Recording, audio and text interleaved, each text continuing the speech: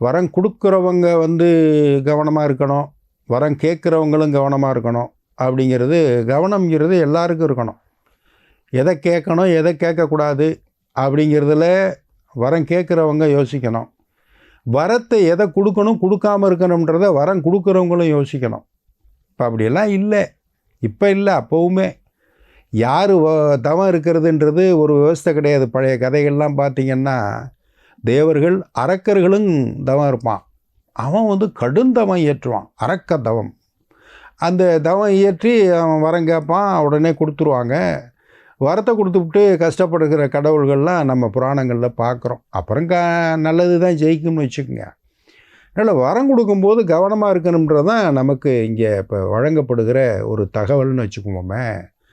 ஒரு குடும்பம், ஒரு கணவன், ஒரு மனைவி, ஒரு குழந்தை, அதோட ஒரு நாய்க்குட்டி வேறு, இவங்கெல்லாம் சேர்ந்து கார் எடுத்துக்கிட்டு ஒரு மலை பிரதேசத்துக்கு ஹாலிடே டூர் போகிறாங்க.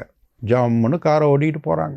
மழை காலம் வேறு, மழை பெஞ்சுன்னா தவளைகள் அங்கங்கே சத்தம் போட்டுக்கிட்டு நல்லா இனிமையாக இருக்கும். அப்படியே வரும் போகும் எல்லாம் பண்ணும்.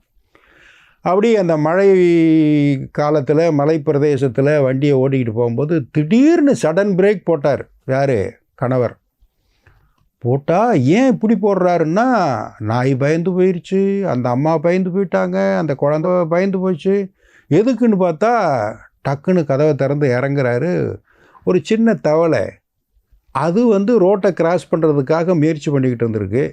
இவர் பார்த்துட்டார், அந்த உயிர் கூட போயிடக்கூடாதுன்றதுக்காக பிரேக்கை போட்டு நிப்பாட்டி அந்த தவளையை தன்னுடைய கைகளால் தூக்கி ரோட்டை கிராஸ் பண்ணி இவரே கொண்டு போய் அந்த பக்கமாக போட்டு வண்டி எடுக்க போனார்.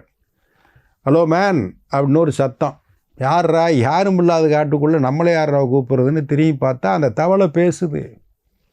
நான் வரம் பெற்ற தவளை, உங்களுக்கு நான் ஒரு வரம் கொடுக்க போகிறேன், வாங்க ஏதாவது ஒரு வரம் கேளுங்க, உங்களுக்கு தர்றேன் அப்படின்னு அது கூப்பிட்டுச்சு. இல்லையே, தவளையை காப்பாற்றினதுக்கு அது நமக்கு ஒரு வரம் தரப்போகுதே அப்படின்ட்டு போயிட்டு நாளைக்கு நடக்க போகிற ஒரு ரேஸு, நாய்களுக்கான ரேஸ், ஒரு ஓட்டப்பந்தயம் இருக்குது, அதில் என்னுடைய நாய் ஃபஸ்ட்டு வரணும், அதுக்கு வரம் கொடுங்க அப்படின்னு இவர் கேட்டார். கொஞ்சம் நாயை கொஞ்சம் இறக்கி காட்டு அப்படின்னு தவளை கேட்டுச்சு. காரிலேருந்து நாயை இறக்குனா அதுக்கு 3 கால் தான் இருக்குது. 3 கால் இருக்கிற நாயை எப்படி ஓட்டப்பந்தயத்தில் ஃபஸ்ட்டு கொண்டு வர்றது? இது நாட் பாசிபிள், இந்த வரம் கொடுக்க முடியாது, நாட் பாசிபிள், வேறு ஏதாவது வரம் கேளு அப்படின்னார். அப்படியா?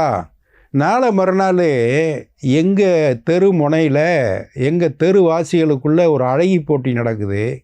அந்த அழகி போட்டியில் என் மனைவி ஃபஸ்ட்டு வர்றதுக்கு வரம் கொடு அப்படின்னு 2வது சப்ஸ்டியூட் கேட்டார். மனைவியை இறக்கி காட்டு அப்படின்னுச்சு தவளை. மனைவி இறங்கி அப்படி நின்னாங்க. அந்த மனைவி இறங்க பார்த்துச்சு தவளை. அப்பா, முதல் வரம் கேட்டில்ல, அதை நான் மறுபரிசீலனை பண்ணுறேன், இதை ட்ராப் பண்ணுறேன்ட்டு கிளம்பி போயிடுச்சு. அடுத்த ஒரு நிகழ்வில் சந்திப்போம். இந்த நாள் இனிய நாளாக அமைய நல்வாழ்த்துக்கள். வணக்கம்.